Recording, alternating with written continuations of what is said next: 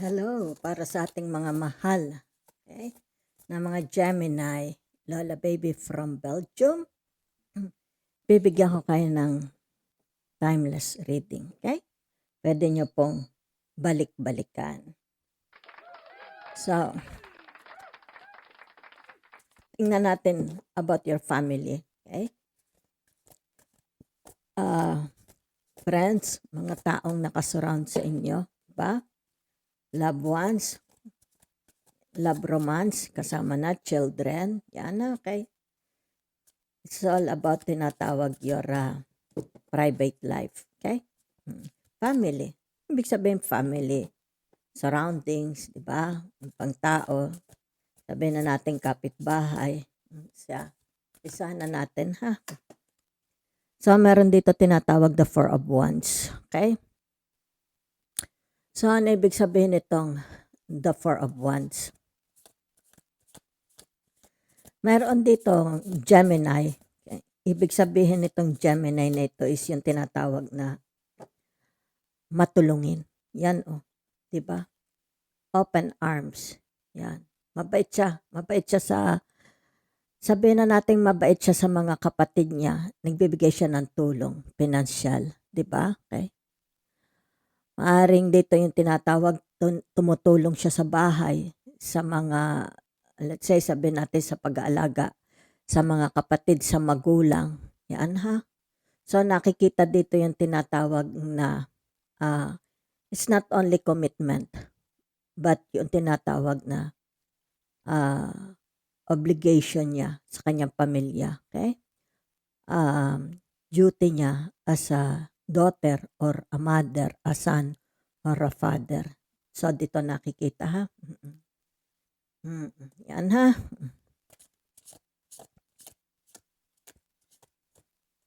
Mabait siya. Maganda ang relationship niya. Okay? Ganda ang relationship niya sa mga nakasurround sa kanya. Kapatid mo ito, magulang, mga kamag-anak, neighbors, mabait siya. Kita mo.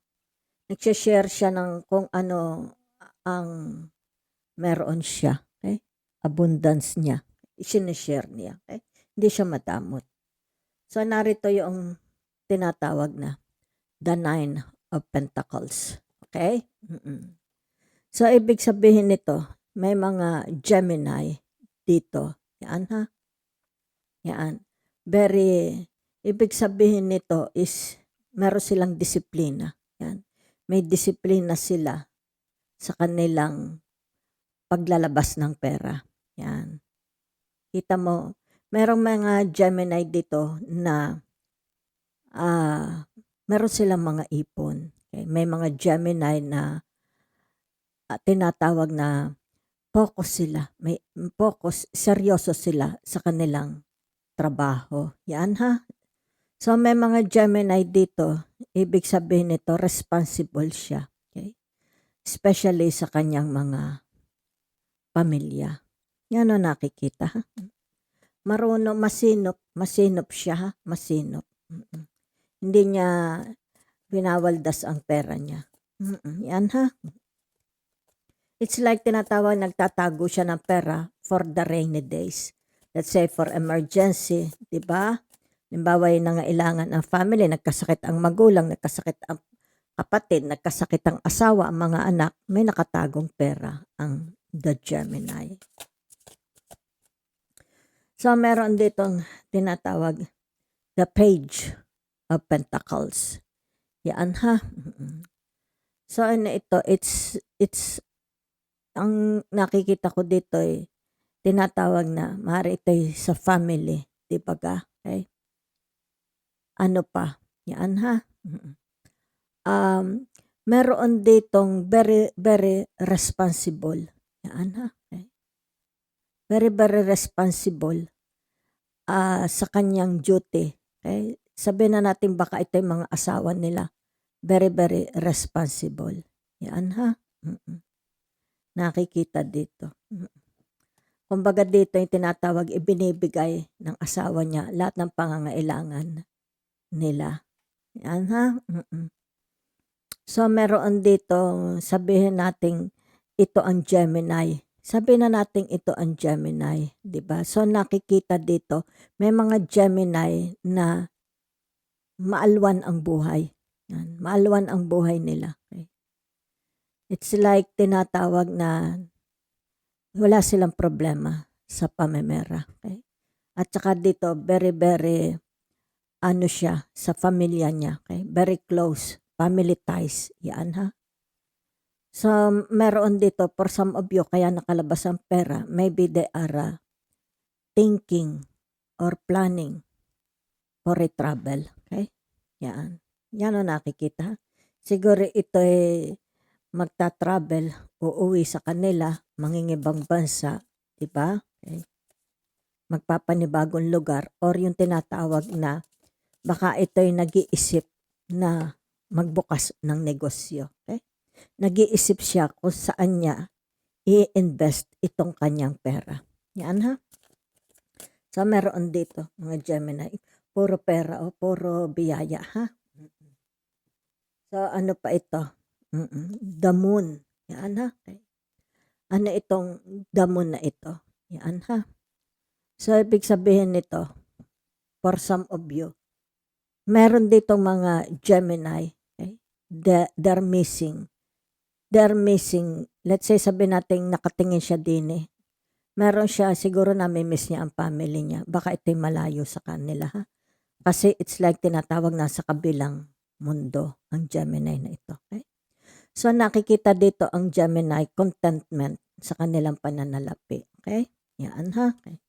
So meron dito mga Gemini na very intuitive. Okay? Very intuitive kasi narito ang tinatawag na amethyst. Yan ha. So narito yung tinatawag na the anong tawag dito? Either it's a quartz or a strawberry stones, gems. Yan ha. Ibig sabihin nito, love. Yan ha. So very healthy. Ibig sabihin wala silang problema sa health nila. Okay? Kita mo yung amethyst. Kita mo yung feather. Ibig sabihin itong Gemini na ito is tinatawag na, siguro magaling ito mag-meditate. Yan lang nakikita ko. Okay, the moon. Ano? At home siya. At home siya sa bahay niya. Meron siyang tinatawag na sanctuary. Sanctuary. Meron sanctuary sa loob ng bahay niya. Okay? So nakikita mo dito yung tinatawag na kaalwanan. Walang tinatawag dito na kagipitan. It's like secured. Secured ang kanyang pamumuhay. Pera man ito, family, asawa. Wala ditong tinatawag na invaders. Walang invaders. Okay? So dito sa tinatawag na the page of cups. Okay?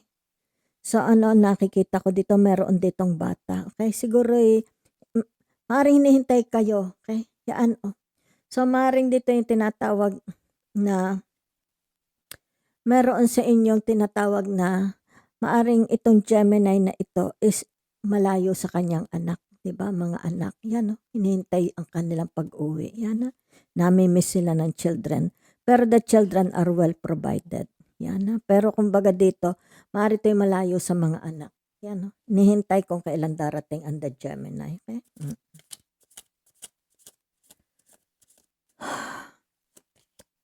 So meron ditong tinatawag the justice. Okay? Sana itong the justice na ito. It's tinatawag the Libra. Yan, for some of the Gemini, maswerte ito sa kanilang mga kabiyak ng puso. Maswerte sa asawa nila. Okay? Maswerte yan. Kita mo. It's like they are provided security. Secured ang buhay. Secured. Okay? So nakikita mo dito, well provided. Maaring ito yung tinatawag na ang asawa nila is siya nagpapasok ng pera sa bahay. Yan, kita mo. Walang problema sa kanyang buhay. May asawa. Wala. Okay? Wala. Very lucky. Very lucky ang tao na ito. Yan ha.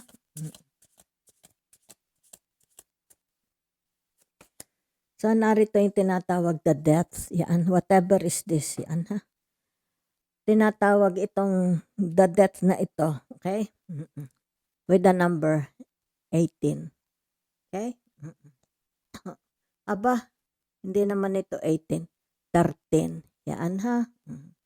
Scorpio. Whatever is this, magkakaroon na tinatawag na ending. Yan. Kung sino itong naghihintay sa inyo, bata ito.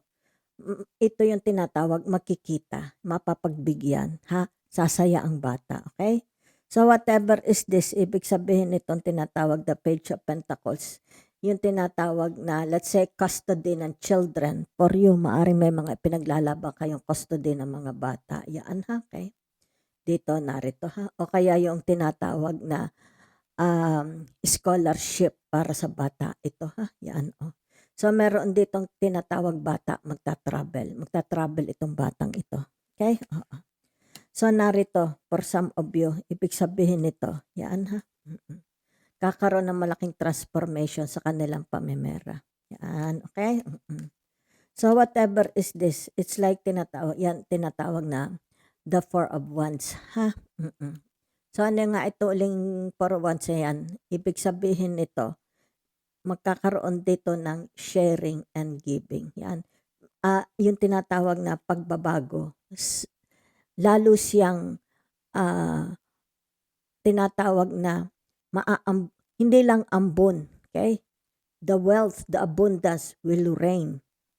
Uulan ng tinatawag na abundance sa buhay ng Gemini. Yan ha? Okay? So, maganda ang inyong tinatawag. Yan ha, dito nakikita oh. Whatever is this magkakaroon. Kasi dito narito yung tinatawag family. Okay? Family the moon. Okay? Kung ano man dito ang mga away, ibig sabihin nito magkakaroon na ng tinatawag na closure, pagpapatawad. Okay? Okay? It's like tinatawag bonding unity. Yan ha, magkakasama-sama. Okay? Whatever is that, kumbaga dito yung tinatawag na the death, okay? From the past coming, ibig sabihin, maaari may mga susulpot dito, okay? Ibig sabihin niya, let's say sabihin natin mga exes ninyo, okay? Ibig sabihin ito yung tinatawag, kapatawaran na, okay? Kapatawaran na. So, yan ang nakikita ko sa inyo. Tingnan natin yung inyong tinatawag na career. Your career para sa mga mahal na Gemini. Yan no, the lovers. You're very, very attractive. Yan ha. So maraming gusto it's about your career, your work, if you're on a social media. Meron dito yung tinatawag malakas ang attraction mo. Okay? Sa mga viewers. Yan ha. Maraming gustong makipag-collab, okay? Team up, partnership, yan sa inyo. Okay? If you're on a social media. Okay? Yeah, it's about your career. Yan ha. Okay? So, there is a tinatawag communication. Isa lang kayo ng tinatawag na language. Isa lang ang salita ninyo. Okay? Nakakaintindihan.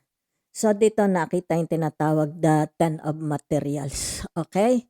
So, ibig sabihin niya, for some of you, your career, your trabaho is magbubombabango. Okay? Ibig sabihin nito, uulan ng maraming pera. Yan ha. So, dito nakikita you're a superstar. Ang dami nakapalibot sa inyong tao. Marami nakatingin, di ko alam kung anong trabaho nyo. Okay? It's like, nakikita dito, very, very attracted sila sa iyo. Malakas ang iyong tinatawag na sex appeal. Malakas ang iyong charms. Malakas ang hila mo sa tinatawag na social media. Malakas ang hila mo sa mga kliyente, sa mga customers, sa mga tao. Yan ha. Kita mo, yan, ganito nila kayo makita. Napakabango daw ninyo. Okay? So, maraming gusto makipag-deal sa inyo. So, dito narito yung tinatawag the Night of Inspiration. So, maaari ito yung tinatawag na there is a relocation, job relocation. Yan ha, maaari for some of you, it's a relocation ng trabaho. Maaring abroad or local. Okay? Yan. It's a relocation nakikita ko. So, dito narito yung tinatawag na the 7 of Cups. Yan ha. Okay. Ibig sabihin nito, yung tinatawag na tataba ang bulsa mo. Tataba ang bulsa ninyo. Okay. Maraming perang papasok. Yan. It's like tinatawag na there is no shortages. Or maaring ito yung tinatawag magpapasok ng pera sa bahay ninyo, asawa nyo. Okay? Maaring your asawa is tinatawag na ma-increase, okay? Mabibigyan ng increase, okay? Ang kanyang sweldo. Kung kaya yan, ibig sabihin nito, no more shortages, hindi na kayo magugutom, okay? Whatever is that. Yan ha, it's about your career. So narito tinatawag na the queen, the muse of emotions. Yan kita ninyo. Yan, ibig sabihin nito, moisturize, drinks a lot of water. Yan, ibig sabihin nito, fountain of youth, okay? It's about your attraction, it's about your charms. Yan ha. Your charms. Ibig sabihin nito, marami kayong mga tagahanga sa trabaho. Yan ha, okay? So narito na yung tinatawag the tree of inspiration. Yan, it's like a domino effect, di ba? Ibig sabihin niyan yung tinatawag birds of the same feathers flocks together. Yan, makakasama mo ito. Makakahilera mo. It's like tinatawag na, halimbawa yung mga boss, hihilera ka sa mga boss. CEO, hihilera ka sa kanila. So nakikita dito, yan, for some of you. Yan ha. Yan. It's like tinatawag na ilalagay ka nila sa itaas. Promotion, di ba? Yan, makakahilera mo itong mga ito, di ba? Promotion, leveling up your position, di ba? Yan, it's about your attractiveness, it's about your discipline. Yan ha, kaya dito, ibig sabihin nito, climbing the ladders. Ibig sabihin nito, iaano kanila.